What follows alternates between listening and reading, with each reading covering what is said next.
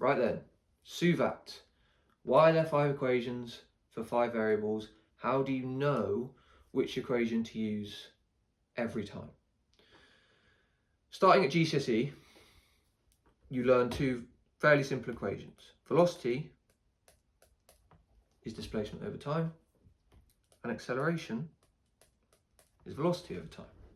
Strictly speaking, it is the change in velocity over time. So these are quite simple equations, or simplified versions of equations.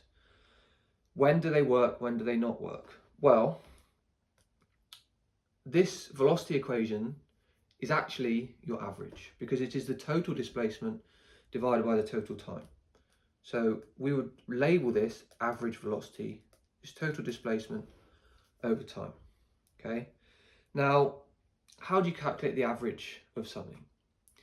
If it is changing at a constant rate, i.e. we're looking at constant acceleration, then you can just do the initial plus the final divided by 2.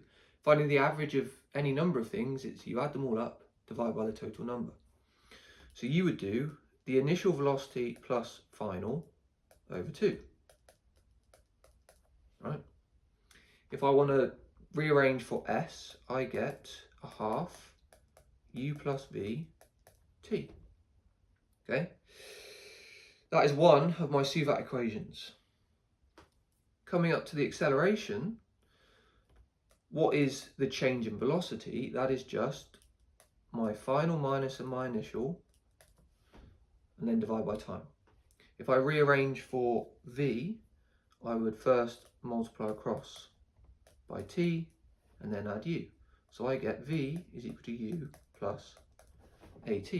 So now I have 2 of my Suvat equations. Now how do I find the other 3? You may be thinking, oh, I thought there were only 4. In your equation sheets, depending on example and subject, there may only be 4. But I'm going to show you why you should learn 5 and how they are used. So how do we find the other 3? Well, you should notice, and this is a clue, what is missing. In the left-hand equation, I have acceleration missing, and in the right-hand equation, I have s missing. Well, let's try and get rid of another variable. Let's substitute in for v. So if I rewrite this equation, but instead of writing v, I write u plus at, I get 2u plus at in the brackets, and then I expand. So I would have a half times 2u, which is u, times t, ut. A half times a times t, I'm going to get a half at squared. Okay, my third Suvat equation. Well, okay, what about u? How would I get u? Well, I'd first have to rearrange my v equals u plus at to get v minus at, and I could do the exact same substitution. So instead of substituting in for v, I would substitute in for u. So half v minus at plus v gives me a half 2v minus at. Expanding my brackets gives me vt minus a half at squared. So very similar to my ut plus half at squared. This is often the equation that is missing from your formula sheets. Lastly, I want to substitute in for acceleration. So acceleration is v minus u over t, and I'm going to substitute in for t, not a, so let's do v minus u over a. So s is a half u plus v, brackets v minus u over a. Let's multiply across to get 2as, and then I can expand my brackets. uv plus v squared minus vu minus u squared. uv is exactly the same as vu, and therefore they cancel. So 2as is v squared minus u squared. rearranging for v squared gives me u squared plus 2as. And there we have our 5 Suvat equations. So I rewrite them. S is a half u plus v t. V is u plus at. S is a half, that's a bad u.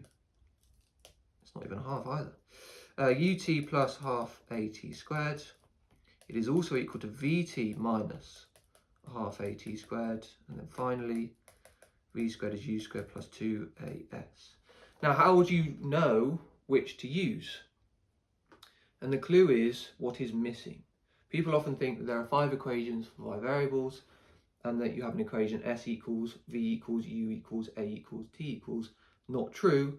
You've got 3 in terms of s and 2 in terms of v. It is what is missing. So if you notice this top one, there is no a. This one, no s.